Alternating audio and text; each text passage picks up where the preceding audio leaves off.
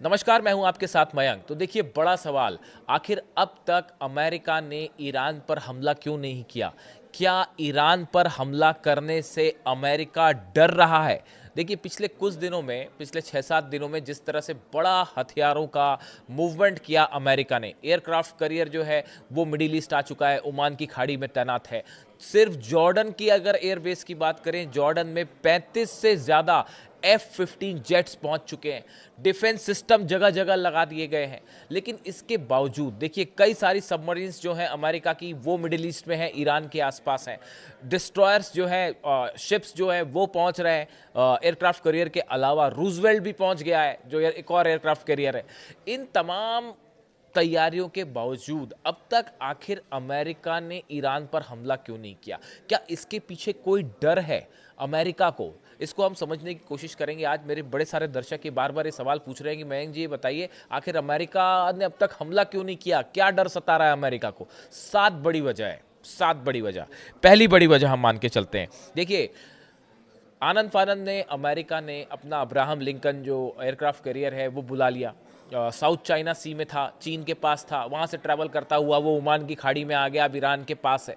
लेकिन आ तो गया है, लेकिन अब अमेरिका को ये डर भी सता रहा है, जो एक्सपर्ट्स बता रहे हैं, कि अगर ईरान की तरफ से या ईरान के सहयोगियों की तरफ से बड़ा मिसाइल अटैक होता है अब्राहम लिंकन पर, अगर मान लीजिए एक साथ खूब सारी बैलिस्टिक मिसाइल्स फायर कर दी गई अब्राहम लिंकन को टारगेट करते हुए, जैसे कि धमकी ऑलरेडी ईरान की तरफ से आ चुकी है। ईरान के सेना के अधिकारियों ने ये वार्निंग दे दी है साफ साफ अमेरिका को कि देखिए, आपका एयरक्राफ्ट कैरियर जो है हमारी मिसाइलों के निशाने पर है, और अगर जरा भी हम पर हमले की कोशिश हुई तो सबसे पहला निशाना आपका एयरक्राफ्ट कैरियर होगा, अब्राहम लिंकन होगा। इसको लेकर बताया जाता है कि 100 से ज़्यादा, मैं पिछले वीडियो में भी बता चुका हूं आपको, 100 से ज़्यादा मिसाइल्स सिर्फ अब्राहम लिंकन को टारगेट करके तैनात कर दी गई।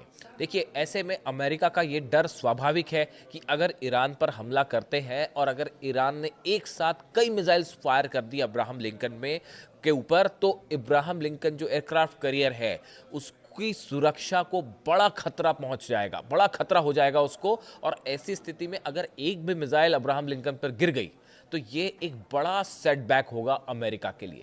इसीलिए इस ओमान की खाड़ी में अपने एयरक्राफ्ट कैरियर की सुरक्षा एक बड़ा चैलेंज है अमेरिका के लिए। बात नंबर 1। बात नंबर 2, अब ये मान के चल रहा है अमेरिका, जैसा कि डिफेंस एक्सपर्ट्स बताते हैं, अब ये अमेरिका मान के चल रहा है कि रशिया ने अपना S-400 एयर डिफेंस सिस्टम जो है वो ईरान को दे दिया है।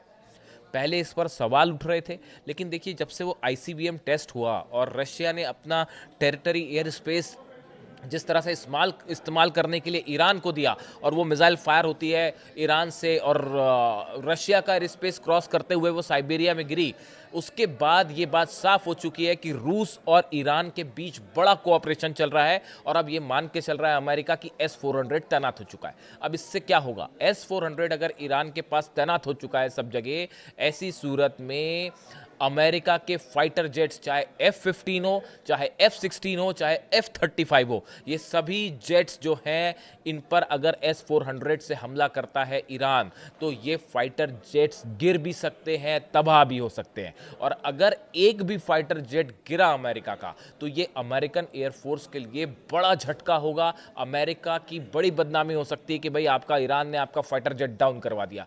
ये एक बड़ी बड़ी चुनौती है, जिसकी वजह से अमेरिका ने आनंद फानंद में कोई अटैक नहीं किया है। अपनी सेना तो बुला ली, अपने हथियार तो बुला लिए, लेकिन अभी तक यही रणनीति बन रही है कि भाई, हमला कैसे किया जाए। बात नंबर 2।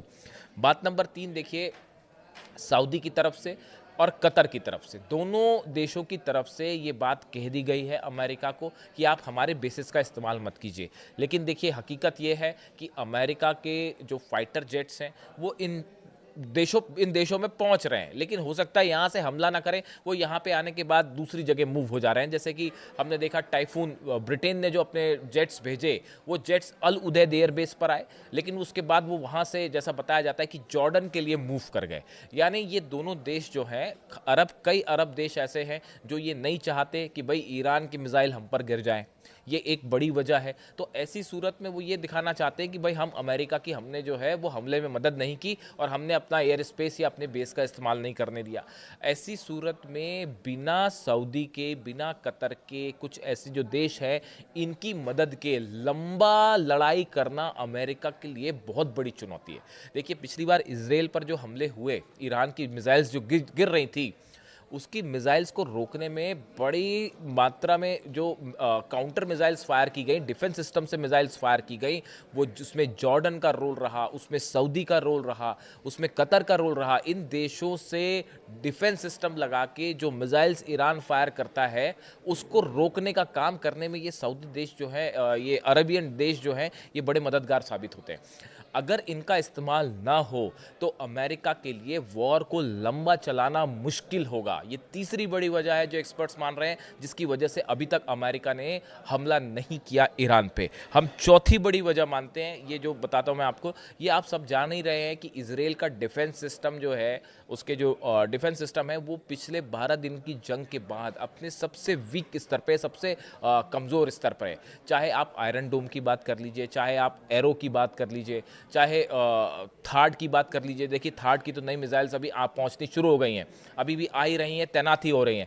लेकिन इजराइल का डिफेंस सिस्टम पिछले कुछ सालों के मुकाबले सबसे ज़्यादा कमज़ोर स्तर पर है। इसीलिए हमले को लेकर इजराइल में भी जो इजराइल की सेना है, इजराइल की एयरफोर्स है, वो उतना ज़्यादा उत्सुक नहीं है और थोड़ा सा डिफेंसिव होकर चल रही है कि भाई कहीं हम पे अगर बड़ा मिसाइल, और जो होना तय है वो होना तय है, अगर आपने ईरान पर एक भी हमला किया उसका नतीजा होगा एक साथ जो है, हो सकता है इस बार तो 600-700 मिसाइल्स एक साथ फायर हो जाए इजराइल पर। क्या इजराइल का डिफेंस सिस्टम इसको रोक पाएगा? ये अपने आप में एक बड़ा सवाल है। ये चौथी वजह जिसके कारण अभी तक अमेरिका ने हमला नहीं किया। पांचवी बड़ी वजह देखिए, ईरान ने आईसीबीएम टेस्ट के जो दावे किए हैं ये अपने आप में एक मैं बड़ा, लेबनान के बहुत कोला बड़ा एरिया में हूं और डेवलपमेंट है। आप देख सकते अगर हैं ईरान कितनी के पास तबाही ऐसी हुई है यहाँ। मिसाइल है जैसा कि दावे हो रहे हैं और जो टेस्ट किया उसने, और करीब 7,000 किलोमीटर उस आईसीबीएम ने ईरान की जो है वो ट्रैवल करते हुए सटीक निशाने पे गिरी, वो साइबेरिया में, मतलब वो एयर स्पेस रूस का क्रॉस करते हुए निशाने पे गिरी है। ऐसी सूरत में अगर ईरान के पास 7,000 किलोमीटर की रेंज की मिसाइल्स है तो आप ये बात समझिए, ये यूरोप के लिए और कई देशों के लिए बड़ी चुनौती। और कहा तो ये भी जा रहा है कि 10,000 किलोमीटर से ज़्यादा है, यानी अमेरिका भी रेंज में है। अब आप समझिए इस बात को, अगर कभी ईरान ने आईसीबीएम अटैक किया तो वो एक मिसाइल फायर नहीं होगी, वो एक साथ कई आईसीबीएम्स फायर होंगी। ये स्ट्रैटेजी है ईरान की, और ये स्ट्रैटेजी होती ही है कि वो ऐसा नहीं होगा कि एक आईसीबीएम चली और उसको अमेरिका ने रोक दिया, एक साथ कई आईसीबीएम मिसाइल्स फायर कर सकता है ईरान।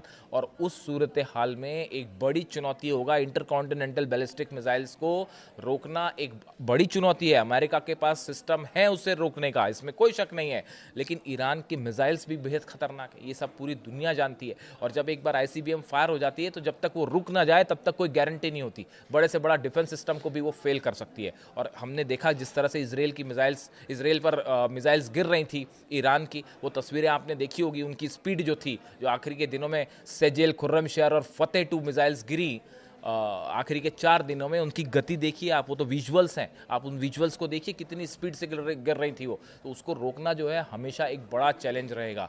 यही वजह है कि अभी तक अमेरिका ने ईरान पर फौरी तौर पर हमला नहीं किया। इसके अलावा एक बड़ा चैलेंज ये भी होगा कि अगर ईरान पर हमला होता है तो उसके जितने सहयोगी हैं वो खुला ऐलान जंग कर देंगे अमेरिका और इजराइल के खिलाफ। और सबसे बड़ी चुनौती होगी हुतीस से। लाल सागर में, रेड सी में हुतीस के मिसाइल्स, हुतीस के जो शिप अटैक्स होंगे वो इंटरनेशनल ट्रेड के लिए, अमेरिका के लिए, यूरोप के लिए, इजराइल के लिए एक बड़ी चुनौती होंगे। देखिए हुतीस को एकदम से टारगेट करके ख़त्म करना आसान नहीं है, क्योंकि वो कई एरियाज़ में फैले हुए हैं, इसलिए उनके खिलाफ एयर स्ट्राइक कभी सफल नहीं हो पाती, एक बार में उन्हें ख़त्म नहीं किया जा सकता। और उनके पास जो है बैलिस्टिक मिसाइल्स हैं, हाइपरसोनिक मिसाइल्स हैं, वो हमने देखा जब वो इजराइल पर गिर जाती है 2000 किलोमीटर का डिस्टेंस ट्रैवल करते हुए यमन से आके, तो रेड सी में तो और भी घातक होगा। यानी ट्रेड के लिहाज से एक बड़ी चुनौती हुतीस भी पैदा करेंगे और हिजबुल्ला भी पैदा करेगा लेबनान से। तो ये तमाम इसके काउंटर अटैक्स को भी अच्छे से काउंट किया जा रहा है कि भाई इसका नतीजा क्या होगा। और देखिए सातवीं बड़ी वजह और सबसे बड़ी वजह, बताया ये जा रहा है कि अमेरिका और इजराइल के कुछ एक्सपर्ट्स ने ट्रंप एडमिनिस्ट्रेशन को ये सलाह दी है कि देखिए अगर आप हमला करते भी हैं तो भी अली खामनेई साहब को सत्ता से हटाना नामुमकिन है। उनको सत्ता से हटाने की जो कोशिश थी, जो ये प्रदर्शन हो रहे थे, जैसा कि ईरान ने आरोप लगाया कि इजराइल की तरफ से फंडिंग हो रही है, अमेरिका की तरफ से फंडिंग हो रही है, विदेशी ताकतें इसको फंड कर रही हैं, इन सब कोशिशों के बावजूद अली खामनेई साहब को सत्ता से हटाने का जो षड्यंत्र था, जो प्लान था, वो पूरी तरह से फेल हो गया है। और अगर आप हमला करते हैं, कई सारे एक्सपर्ट्स का ये मानना है, तो उसके बाद भी आप वहाँ पे सत्ता रिजीम चेंज नहीं कर पाएंगे और ऐसे में अमेरिका के हमले का मेन मकसद जो है वही फेल हो जाएगा।